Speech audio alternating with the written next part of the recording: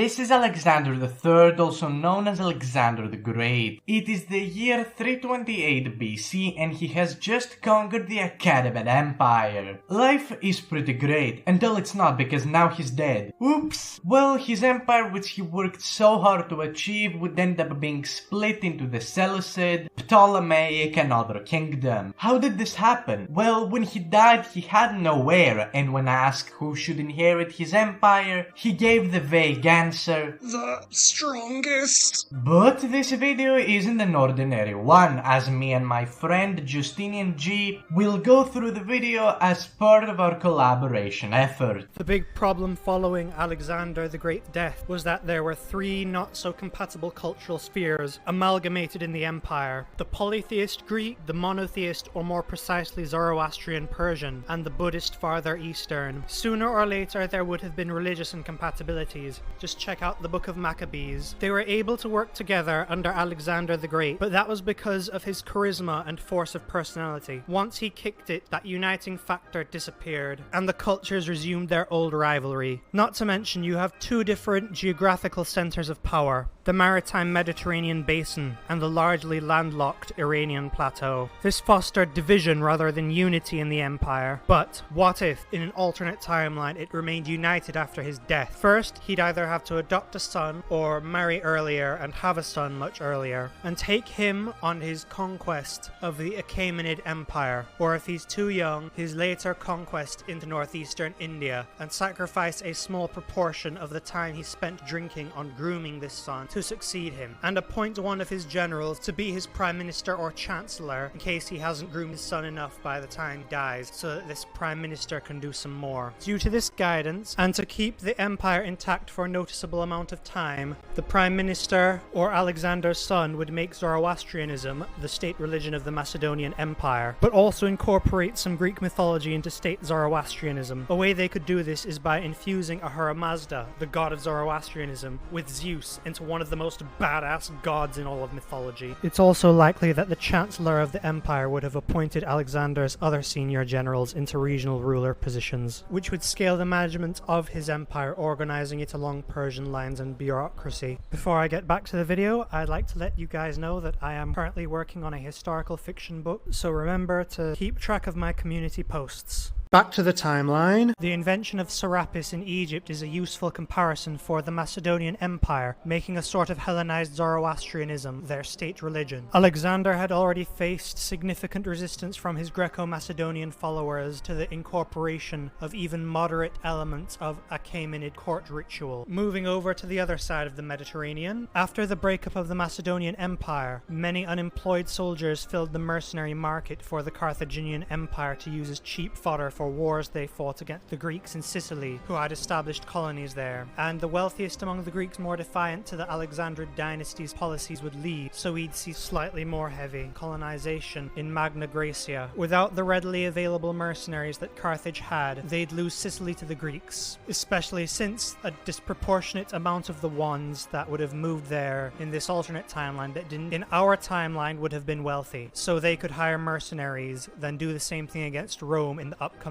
Pyrrhic War. But that's about it for this scenario on this channel. But don't be disappointed, because part 2 is already out on my channel in the end card you're seeing right now. So go watch it, what are you waiting for?